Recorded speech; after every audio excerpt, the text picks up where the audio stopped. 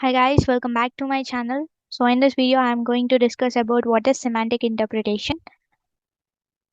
So before getting started with this video, I would like to say one thing that if you are watching this video for the first time, then please do subscribe to our channel, and if you are already a subscriber, then please do watch whole video and hit the like button. So now let's get started.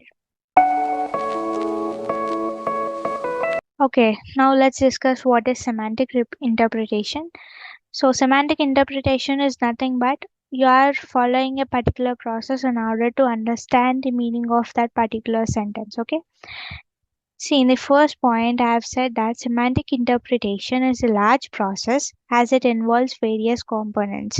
So, while the system wants to understand a particular text, I mean the meaning of a particular text, so it you have to do semantic interpretation, as semantic interpretation is a very large process.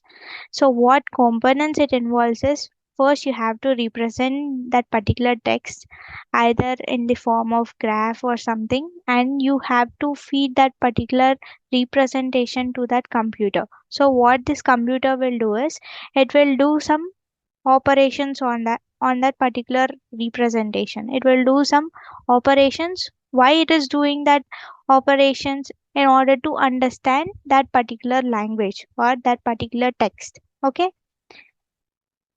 The second point says that Katz and Fodor, in their 1963 paper, The Structure of a Semantic Network, put forward what properties a semantic network should possess.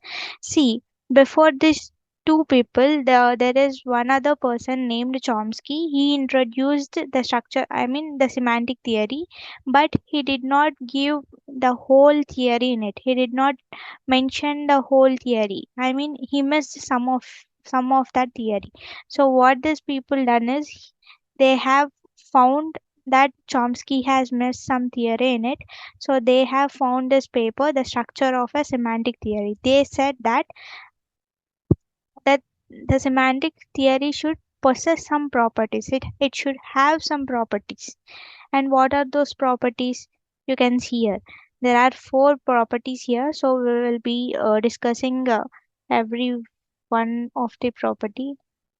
So the first one is explain sentences having ambiguous meanings.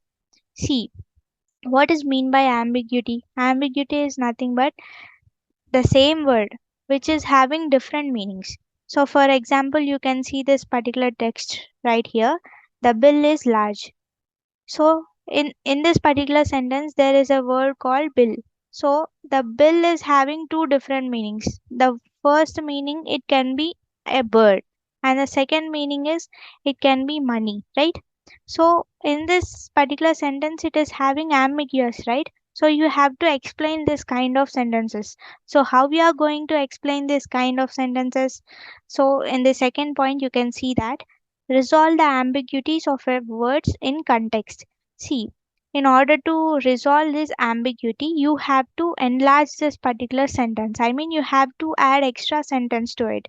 So, in order to provide the better meaning, I mean, in order to get the better meaning to that particular word. See, you can see in this example, the bill is large but need to pay.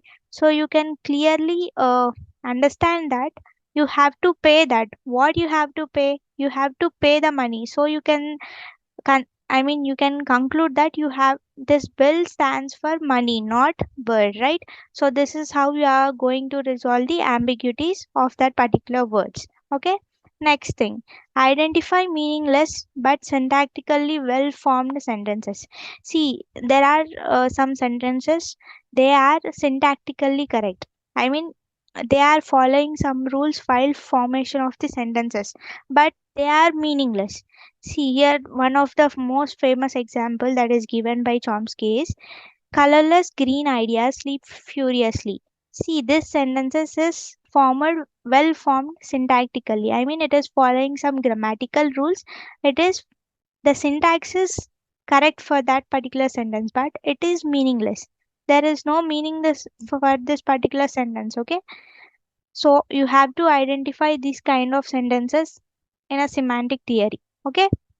The fourth point is identify syntactically or transformationally unrelated paraphrases of a concept having the same semantic content. See, this is also the same as what we have discussed in the third point. So there are some unrelated paraphrases. Okay, even they are not there in that particular text, you will be having the same meaning.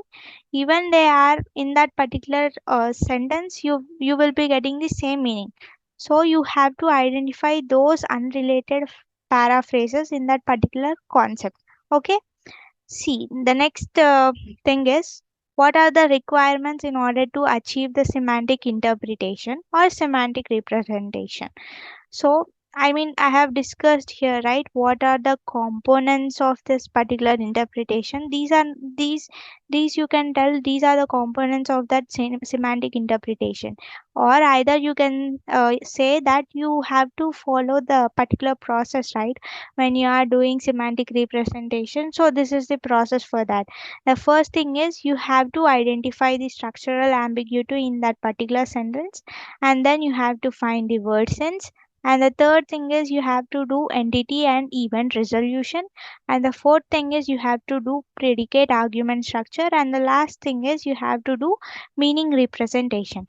So each one of the process we are going to discuss in another video. Okay. Uh, that's it for today's video. So in the next video, I'm going to discuss about these requirements. See, most of the people were watching my videos without subscribing. If you do like my videos, then please do subscribe to our channel. So that will also give me the boost to create the content like this, right? So please do subscribe. Don't forget to subscribe, okay? Thank you.